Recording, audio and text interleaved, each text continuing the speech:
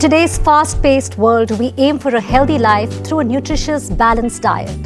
But even after making conscious choices with diet and exercise, despite getting in your day's quota of proteins, carbohydrates, and fats, are you still ending the day feeling tired?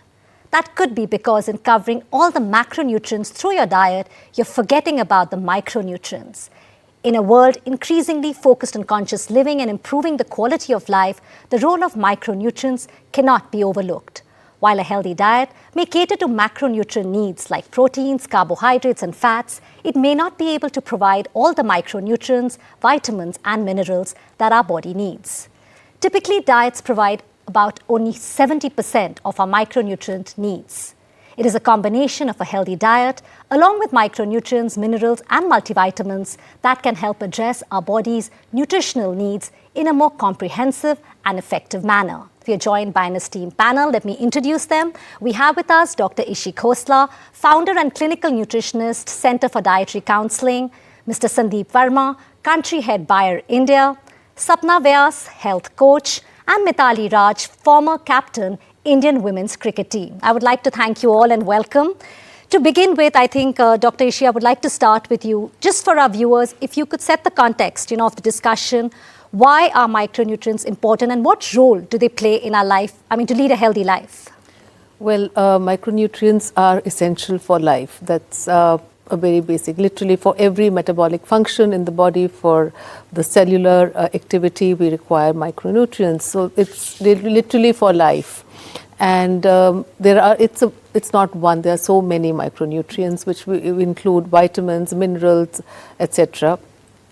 And deficiencies of one or a collective lot of micronutrients can put us at risk for not only several kind of disorders but serious diseases. Okay. So, there is no getting away from understanding the importance of the role of micronutrients in our life with respect to health, well-being, physically and mentally. Okay, thank you. We'll just come back and discuss that more in detail. Sapna, like Dr. Khosla said, micronutrients are extremely important and we know that. They're also known as hidden hunger. But tell me, there's this perception that, we're eating a healthy diet or, a balanced diet, but very often that's not good enough. Tell us, what is really the impact that if you do not have adequate micronutrients in your body, what is the impact on us? And also, what are the micronutrients or vitamins that in our country mostly people are deficient in? Okay, see, first of all, we feel that, we are having a lot of balanced meals or a lot of food throughout the day. But unfortunately, look at the pattern that has changed. As in, people have started going from their home-cooked meals to a quick, grab and go kind of a thing. So you might feel that you are eating a lot, but basically you're not getting all the food requirements that your body is basically needing. So you can be nutritionally starved, but you are eating a lot. And in Indian context, most of the people, as in when we talk about deficiencies, it's B12, D3 are very common. And I feel the problem is because people avoid getting their blood tests done. People avoid going for regular checkups, and I think it can solve a lot of problems if you just visit your doctor. So you're eating enough but not eating healthy and not eating right. I think that's also very important. And regular checkups to actually see where your body stands. Let's just go across to Mithali. So Mithali, there is a general notion that supplements are used only by sports people and fitness enthusiasts to bulk up or, to build strength. So Mithali, as a sports person who has been on, you've really been on top of the game for so many years, how have you made sure that your body was getting all the fuel that is really needed? Well, my approach has always been pretty balanced. That is to have natural foods along with supplements. I do understand supplements are very important, but they are not the sole criteria for getting what we need to our body. So the early stages of my career, I would say I was more reliant on natural foods. But as I progressed, I think very strategically with the dietary plan, and I introduced supplements. But the key factor here is it's a combination, and one should invest time in proper selection of supplements because everybody's bodies are different. There are supplements for various reasons. So what goes for one person not necessarily is suitable for another athlete or another person. So I definitely have put in a lot of time to understand what my body requirement is and also taking supplements on time. There are certain supplements you can't really take in the night, or there are certain supplements you have to take post your breakfast. So understanding all this is very important. So for an athlete, I guess it is eating right and also having your supplements all time. I think that's a very important point. Eating right, supplements, and what she said, knowing your body, awareness. I'm going to come back to you, Sapna. I just want to quickly go to Sandeep. Sandeep, like what, Mithali said, we also have this perception that besides people who are going to the gym or sports people, only the elderly or women or children need supplements. How do we change that perception? And again, going back to what Mithali said, how do we build awareness around supplements? For sure. Let me first start by giving you some startling facts. There are 2 billion people in the world who are deficient in micronutrients, and almost half of them are in India. Now, despite that, less than 10% of Indians actually use supplements. Now, the question which comes to our mind is, why would the penetration of supplements be so low if we have a problem which is really so big? And that's the question that you were also asking. The key reason for this penetration being so low is because of a multitude of factors. It's a lack of awareness of micronutrients, it's many misconceptions around supplements, and sometimes it's also the lack of accessibility to supplements and good quality product. So the way we are trying to address this whole problem and trying to get more people to use supplements as a part of their diet is by following a very simple model of what we call ask, know and act. Okay. So what we are encouraging people is to ask the right kind of questions. If you're falling ill too often, or if someone in your family is falling ill too often, why is that happening? If you're feeling too tired to do things that you were earlier able to do very easily, why is that happening? So encouraging the consumers, encouraging the people to ask the right kind of questions is the first step towards building the right kind of awareness. Sure. The second part of this model is know or knowledge. So providing them with the right kind of knowledge. You may have all the questions, but if you only have Google as a source of knowledge, okay, then that probably may not be the right thing. So giving them the right kind of information and knowledge is very important. And then the point on getting them to act now. You may have all awareness, you may have all the knowledge, but you may still not be active, because adopting supplements needs a behavioral change as such, because we are, we've grown up to believe that just by eating whatever is available to us as food, and just by, eating the right kind of food, we can get 100% of our micronutrient, which we know is not correct at all anymore. So that's the model we follow, where we literally encourage consumers to become more proactive when it comes to taking care of their own self and their families. Absolutely. It really begins from oneself before going on to a larger movement, to make it a people's movement. And I think ask, know and act is important. You really put that well.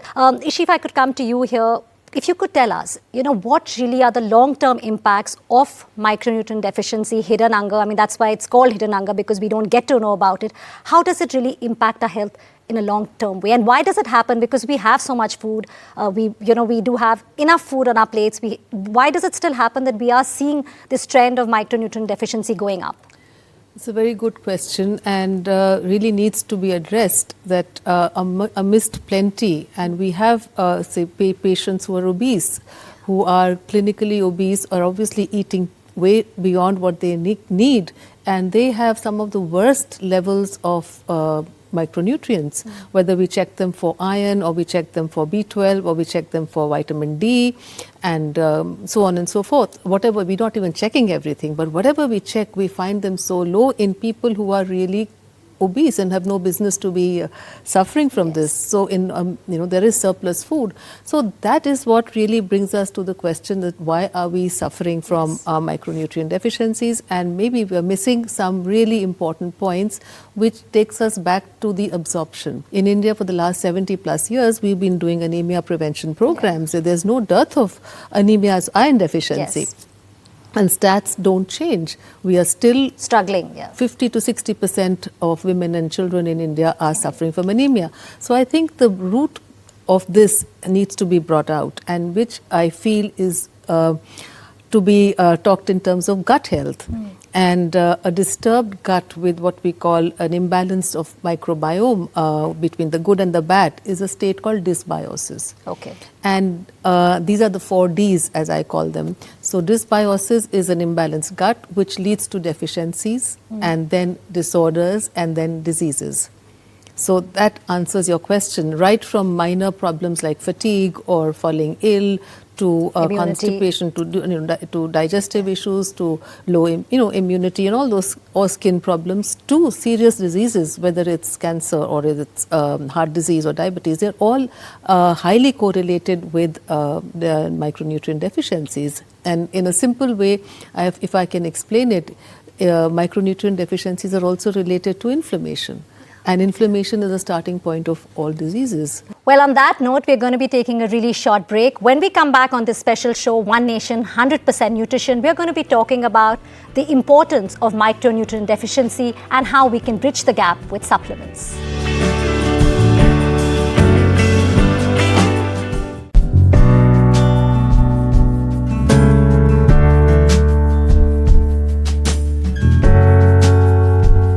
Welcome back. You're watching a special show, One Nation, 100% Nutrition.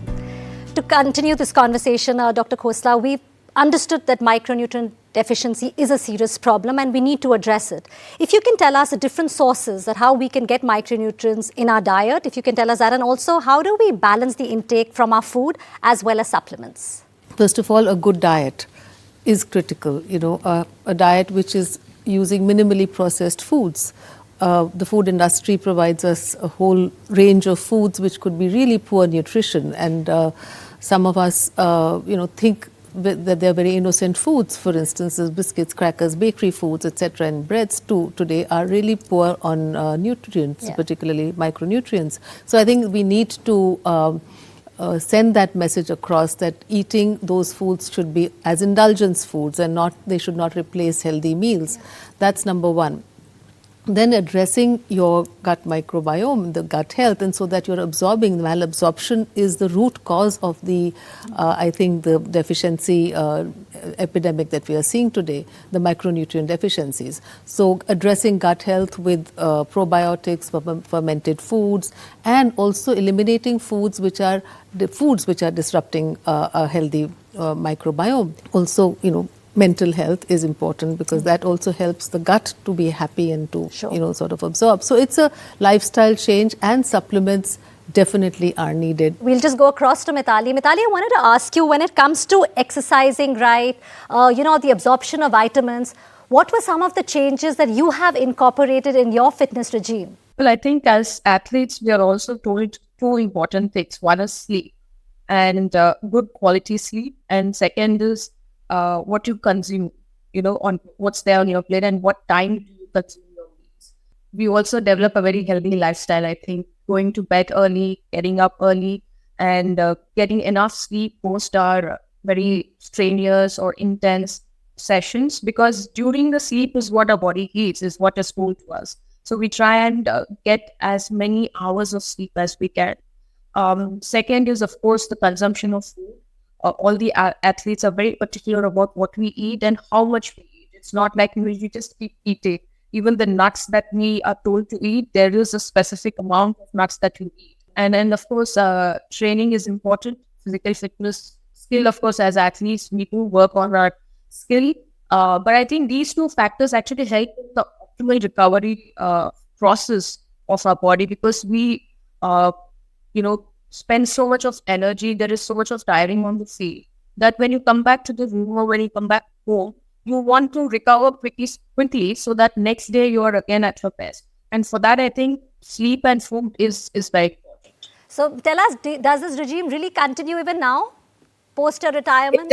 It definitely does now, even more, I would say, because clearly when I was an athlete, I would probably exhaust a lot more of my calories, but now the physical activity is not as intense as what it used to be as a regular athlete. So, but I'm pretty aware, because all these years I've changed my diet, my physical fitness, because I started cricket young. So the way I was as a teenager to what I am at a 41-year-old, the body has gone through a lot.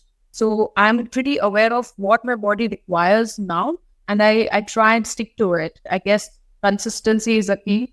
and one has to be very patient when you're going through this process. So I think what Mithali is saying, consistency is the key, and also a lot of youngsters will learn that, understanding your body and following a healthy lifestyle, and sleep and food. So I'm going to ask you, Sapna, as a health coach, the role, we all know exercising is extremely important as a part of a healthy lifestyle. So when it comes to absorption of vitamins and minerals, what role does exercises or exercising play?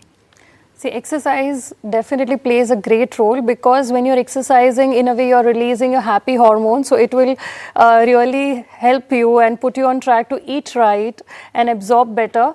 But again, exercising is also kind of a strenuous process. So you're putting your body through stress, although it is helping you out. So while even if you want to exercise, even then you have to eat right, then only you will be able to reap the benefits. Otherwise, that will go against you. And while she rightly said so many things about lifestyle and how consistency helps, I would also like to point out that having deficiency, like say for example a B12 deficiency or a D3 deficiency, can mimic a lot of symptoms for a panic disorder or depression. So unless and until you're eating right, getting the right supplements and getting yourself checked, you might be thinking that, oh my God, I'm suffering from maybe say a prolonged depression, or I'm going through a panic attack because I'm getting so many sweats and anxiety. But in a way, you're deficient in some nutrients. So that's something which needs to be checked on a regular basis. Sandeep, I want to ask you that very frequently people say, is it safe to take supplements? Is it okay? Should I be taking this supplement? So if you can tell us about that, and what really are the benefits of taking a supplement? So let me address the safety part first, because Sure. that indeed is one of the key things that we're trying to address as we're trying to build awareness. And let me just break the safety part into three parts, into three things that we are doing. I think the first is the area of regulation. I think what all of us need to understand is that every single supplement that is sold in India has to follow the regulatory guidelines which have been put up by the government of India. And hence, every approved supplement follows the RDA. You cannot have any supplement which has vitamin and mineral strength which is higher than whatever has been recommended as per the RDA. And the RDA is obviously specified by government bodies like an ICMR. Then comes the aspect of what is there in the actual product. So what's your formulation as such? So our formulation is based on nutritional sciences, nutritional science which has been developed over 50 years across 100 plus countries. We've been selling this formulation, we've been selling this product in over 100 plus countries, and we've been perfecting it each year.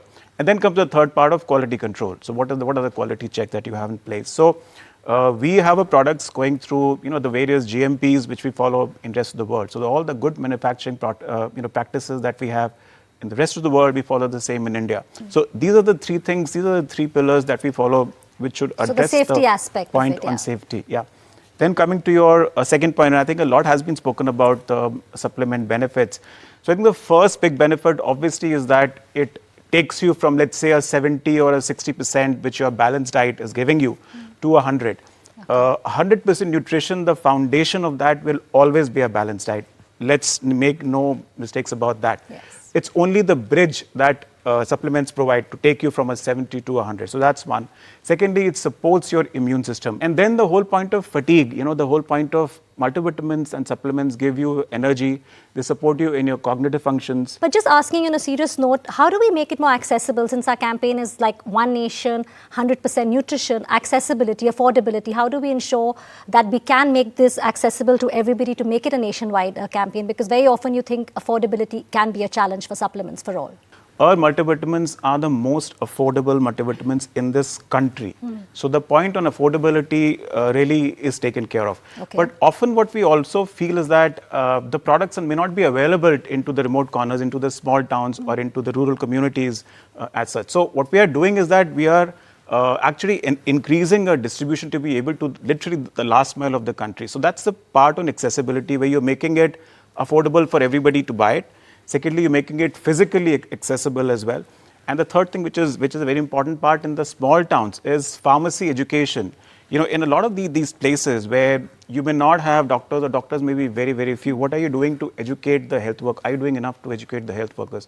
We believe that, through this combination of, intervention, accessibility, and advocacy as we go to them again and again, we will be able to get a behavior change and get everyone to move towards 100% nutrition. Mithali, the last word on the show to you. As a woman, what are the areas that need more focus when it comes to maintaining a healthy lifestyle? It's very important. One is aware of their mental well-being, as one of the panelists has spoken about mental well-being, but getting the regular health checkup done and having adequate nutrition in your food and proper hormonal balance are very, very important for the women. Adding to it, of course, not taking too much stress, because stress also triggers certain hormones in your body. I also believe that just not the athletes, but everybody, even women, has to invest some time in the physical activity for the bone strength.